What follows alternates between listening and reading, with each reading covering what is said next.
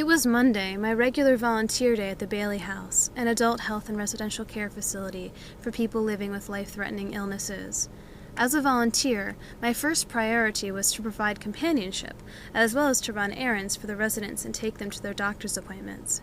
Each Monday brought a unique set of experiences. When I arrived, it was unusually quiet. After checking in with 2 different floors, I thought about heading home. Just then, one of the nurses came up to me and spoke of a patient who was having an especially hard time. "I can't stay with Igor right now, but could you go and sit by his side and calm him as best you can?" I agreed, as it didn't look like there was much going on that morning anyway. As I turned to walk down the hall, the nurse added, "By the way, I think you should know that Igor is a Russian concert pianist. The doctors don't think he's going to make it much longer." I nodded and proceeded on my way. When I walked into the room, Igor was semi-comatose. As I sat beside him, holding his hand and talking to him, it didn't feel as if we were making a connection. When I moved my chair to the other side of his bed, I found a letter sitting on the night table, so I decided to read it to him. The letter was spiritual and heartfelt. It mentioned how much joy Igor and his music had brought to the world. His friend also reminded Igor how much he adored Beethoven, Bach, and Schubert, and how Igor would soon be playing the piano for the angels in heaven. All of a sudden, Igor's eyes began to open, so I read the letter again. Then, without even thinking twice, I stood up, placed a CD in the stereo, and pushed play. Beautiful piano music played as I placed my hand on his chest.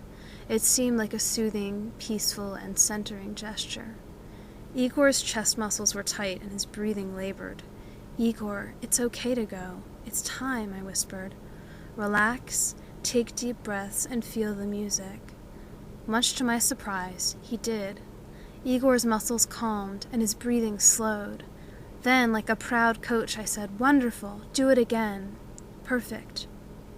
Igor had a shining sparkle in his eyes. It almost seemed as though he were performing his final concert. I continued speaking positive words of encouragement. At one point, I thought he might like me to place my hand on his forehead, but as I moved my hand, he reached up and brought it back to his chest. At last, Igor took his last breath. I waited and asked, "Are you there yet?" When he started to come back, I said, "No, no," as I patted his chest. "You made it. I am proud of you."